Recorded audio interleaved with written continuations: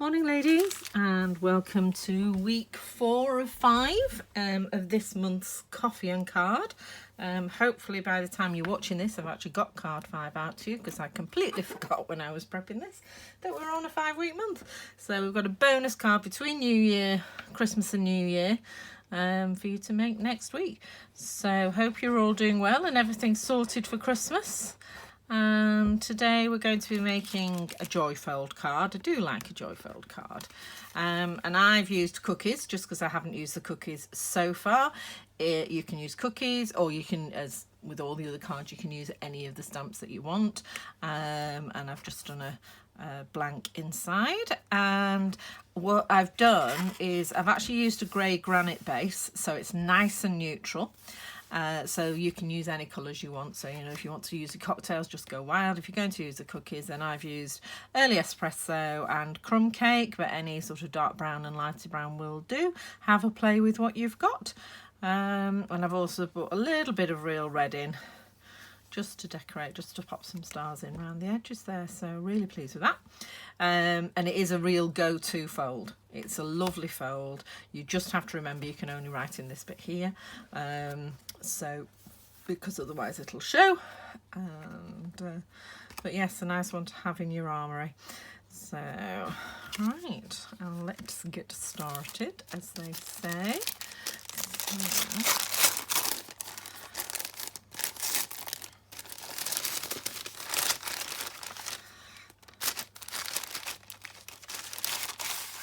So we've got a lot in this one. Just put that in the bin. And we don't need that just yet. So you've got all your pieces you need. So this one is cut using the Stitch So Sweetly framelit, which you haven't got. I do suggest you get. It's a really useful die set. I'll just show you quickly actually. It's got so many. No, it's not here. I must be using it in tonight's class. I'm recording this on Wednesday the 15th of December, so I've got a class this evening, the last one of the year, so I can't show you it because it's in with the prepared class, but it's got several rectangles of various sizes, and then it's got some fancy shapes as well, and they're to cut out labels, and they're all stitched and they all look really, really nice. And then I've just backed that on just a normal rectangle, just to show the details, because I thought if I did a second stitched So Sweetly rectangle, it was a bit too fancy. So I think you could send this to a man.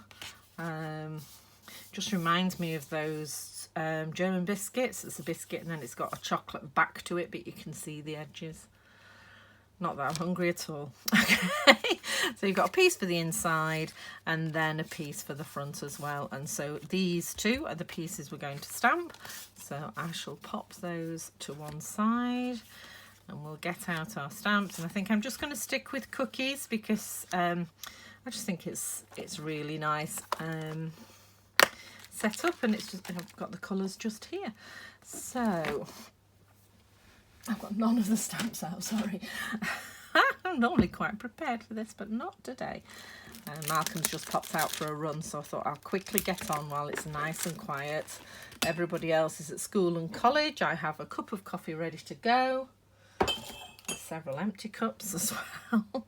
Right, so now I'm doing this on a pad of a few sheets of paper. With it being a photopolymer, you may find it stamps better using the stamp pad, the Pearson Stamp Matte. You can see that's been used for lots of Easter egg stitched cards in the past. So but that just gives a nice flat surface and a little bit of give when you're stamping, but I find that working actually on a Stampin' Up grid paper pad does just the same. So early espresso, and I'm going to actually start with the sentiment, because you can see I've actually stamped around the sentiments. So I'm going to start with cookies and then do the top and bottom. You can put them all on a block, but I often find the spacing's not as good if you do that, whereas if you put them on separately, you can arrange the spacing yourself, because you can see on the stamps there's a little bit of photopolymer edge, so you might not be able to get the words as close to each other as you would like. So I'm just going to pop that on my grid paper nice and straight. I'm actually going to use the top of the O and the top of the A there and line it up with this dotted line here, and then put in the block straight down, and then you can order these pads actually from the catalogue. They're near the end under accessories, but they are quite useful to have. Right, so I'm just stamping this, and that says cocktails. Let's start again. Yeah, is that some sort of Freudian slip, one wonders? Let's get the cookies.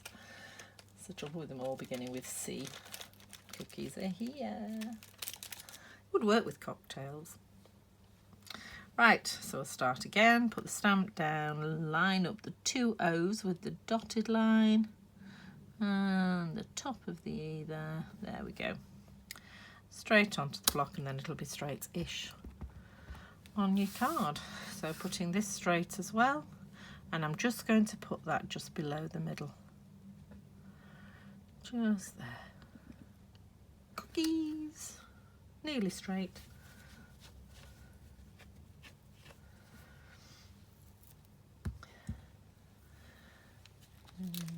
Okay. And then I'm going to get my other sentiment. So you make everything better. And there we go. You're just next to it. So the two of them are together here at the bottom. So, and this time, because they're either side of the cookies, I am going to pick them up at the same time. So I'm just going to line these up on the card. So you're just like cookies. You make everything better. So I'm happy with that. There we go. So I've just picked them both up on the same block, dabbing them into the ink just lightly, and then stamping them on the card. So you're just like cookies, you make everything better. I think I know quite a few people like that actually. Right, how lucky am I? So we're going to take the biscuit now, and we're going to stamp that around the sentiment and then off the card as well. So you do need some scratch paper underneath you, like your grid paper, so that when you stamp off the card, it's not wrecking your desk or anything. Just checking we're still live, or still filming rather. So I'm just going to put the bite of that round like. Okay, perhaps a bit too near because we've got the dots on it, but never mind. Right, okay, and keep remembering to turn your cookie round when you're stamping, and I think we'll just put a little corner there and a little corner there, and then I'm going to come in on this side here, and I'm just randomly stamping them, turning them round, and then we'll just put another little corner on there. There we go. And then we're doing the same on the long piece. So I'm just going to come in here and just pop them around the place. There. We'll have one here. Obviously these ones aren't probably going to show as much as the ones on the other side. Oops. I have just dipped my finger in the ink, so I'm going to wipe it off before I get it all over my card. And I have got just a touch of ink actually on the outside of my block, so I'm cleaning that off as well. There's nothing worse than doing half your stamping and then getting a splodge from the ink block on it, from the acrylic block even, not the ink block. There we go. Not too close together because you need room for your stars. So, yeah, I'm just going to put that one there, and then just a little touch just on the edge there. Right, so we're done with that stamp. I'm just going to put that back and get the filler for the cookie.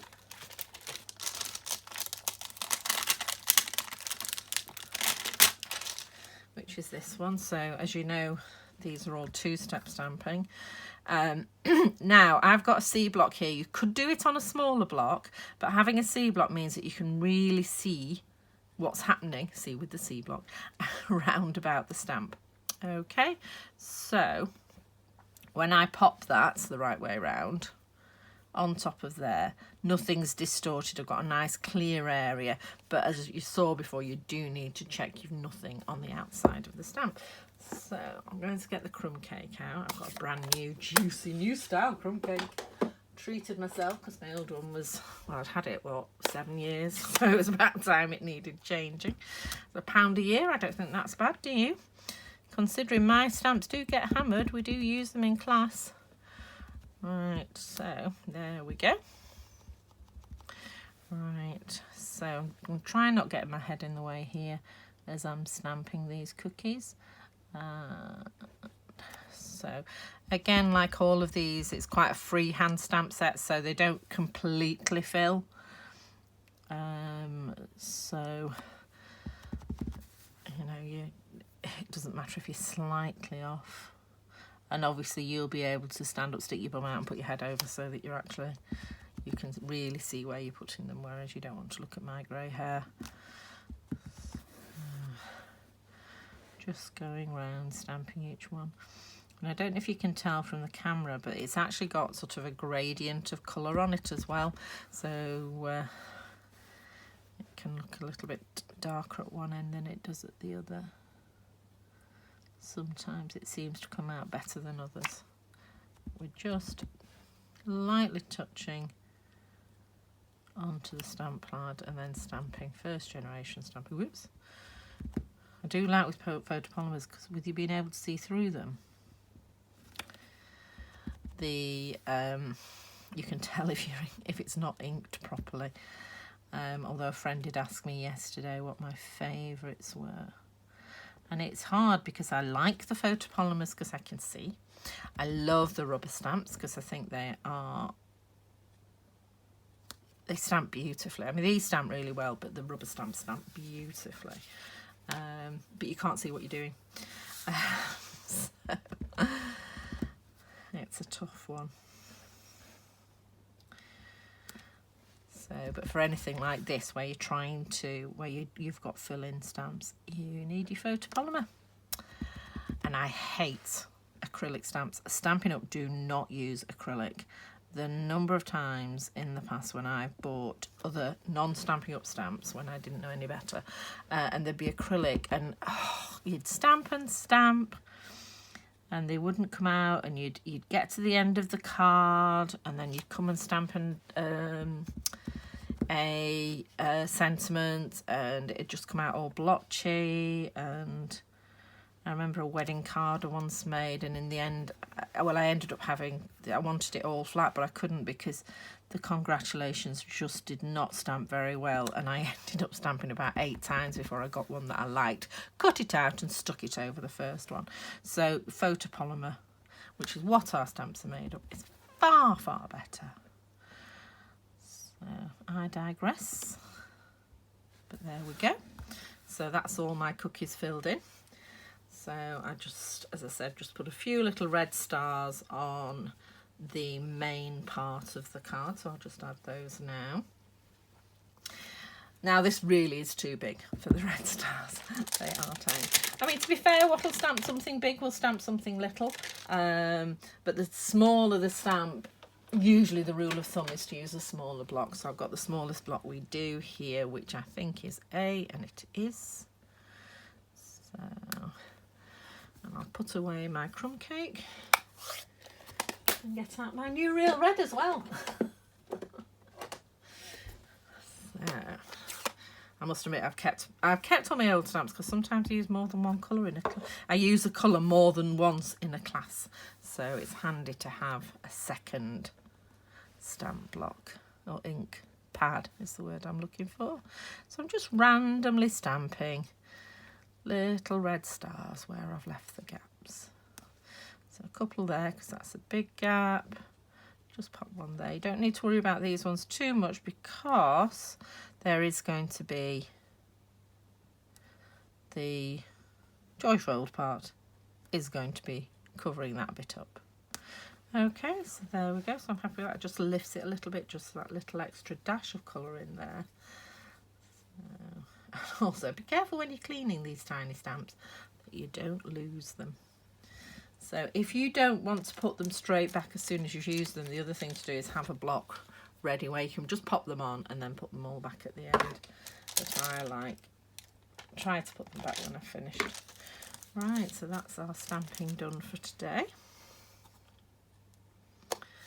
And as I said, you could use your cookies, your chocolates, your coffee or your cocktails for this card.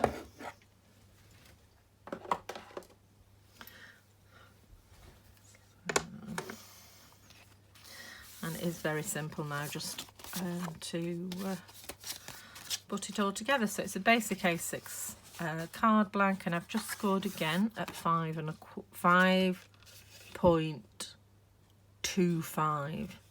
Yes, it's 5¼ centimetres, so it's halfway between the 2 and 3 millimetres.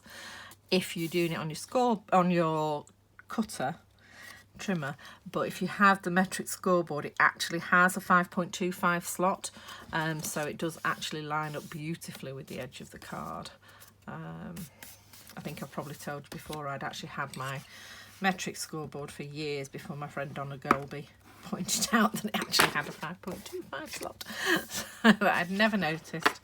So I've been fudging gatefolds for years, and all of a sudden I can make them perfectly with no hassle whatsoever. Right, so let's get the glue out and get gluing. So I'm going to glue this one on first. Just get the glue running. Okay.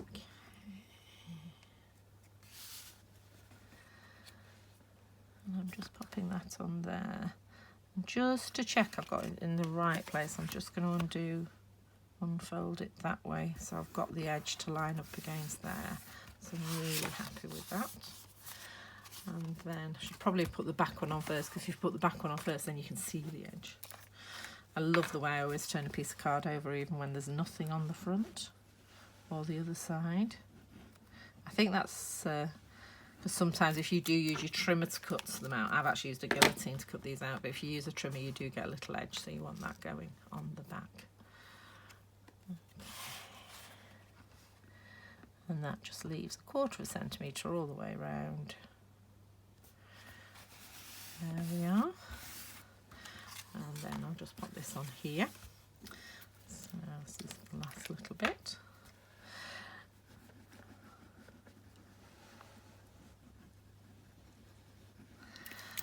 So now if you've got the dies, you could actually cut out the word chocolate instead of stamping it, or cookies or whatever.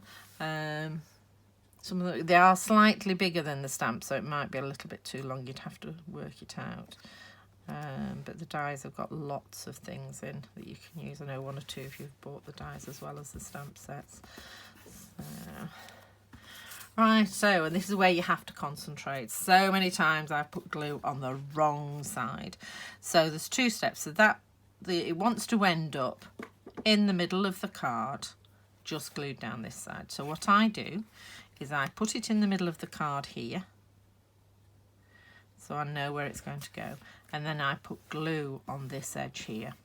Okay, so you can see where you need to glue because that's in place, so wherever that is you need to glue. And that means, because this is a fun fold card and probably will be opened and closed a little bit more than a normal card would be, you want it nice and firm. So I've got glue on there, and I know I need glue on this side, so holding this side, keep holding this side, and just put your glue down this edge here. Put a little, you know, it's half of it's going to be on the other side, so you can do a little bit in the middle. Right, and then your position, so holding this down again, putting this in the middle. There we go. Just hold that down till it's stuck. That's fine. And then, you know, you have no glue showing. She says, tiniest of weeniest of bits there. Just wiping off with my nail. There we go. So I'm just going to spread that glue out using my bone folder. And that is firmly affixed. as we say in the trade. So that's the completed card. Now, as I say, some of you have bought the dies as well, and one of the dies does cut out the cookie like it cuts out the cocktail and the chocolate and the cup of tea. So I've just stamped, and as I've done before, and then die cut a cookie out, and then you can just add a little bit of dimension by adding it to one of the cookies that you stamped. So I think I'm going to add it there. I'm just going to get some dimensionals out of the drawer. Let's see if I can find some normal sized ones instead of these tiny ones. Oh, we've got some bones here. So the lady who actually designed this stamp set calls these the bones. These are the edges of the dimensionals. So I've used up all the hexagons, but I'm just going to trim these up. Probably should use your glue scissors, not your decent ones.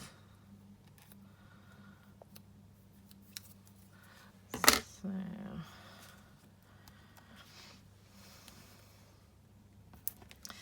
and then that across the middle, just there, and then one at the top. It's probably a bit overkill, but if you're sending it through the post, although if you are sending it through the post, you do have to watch it with Joy Folds, because you've got a lot of layers of card there, and then if you put dimensionals on as well, you might be outside the 1/2 centimetre depth. And you can always find out. I've just got this. How cool is that? I got it literally off eBay, and it's just got a 1/2 centimetre thing there. They'll obviously use some sort of laser cutter to cut it, and I can just slide things through there and check and make sure that they've got the right postage on. I digress again. Right, okay, so we're just going to line that up with the stamped image, so you've got a little bit of dimension there by using the dies, and that's your finished card for this week. And as I say, I'll be getting another card together and posted out to you for the week between Christmas and New Year, and then we're moving on to the New Year, and January is coffee and card, which I'm still deciding upon. There's a particularly nice flowery set that I like that comes with a lovely punch. Here it is, Flower of Friendships, which I think is the one I'm going to go with. And we've made cards with this in the past. It's got a punch that punches out these two flowers and these two leaves. Life is better with friends like you, always. Many thanks from all of us. Little card with big thanks, and thank you for everything. So it's a red rubber stamp, so beautiful images. And we've also got some decorative ones as well. And you can build some nice rainbow cards, and this is what I always keep this here. This is what it punches out. So it punches out the little flower, it punches out the big flower, and that's the big leaf there, and that's the little leaf that way up there. So it punches those 4 stamps out, but you can actually punch them all out at once. Yeah, I've got instructions on my little template how to put them together so that they can just be stamped and then die cut all together to make some nice, quick and easy, very effective cards. So that's what we're going to be using in January. I shall send the invitations out to you all shortly. But in the meantime, have a lovely Christmas, and I shall see you all next week. Bye.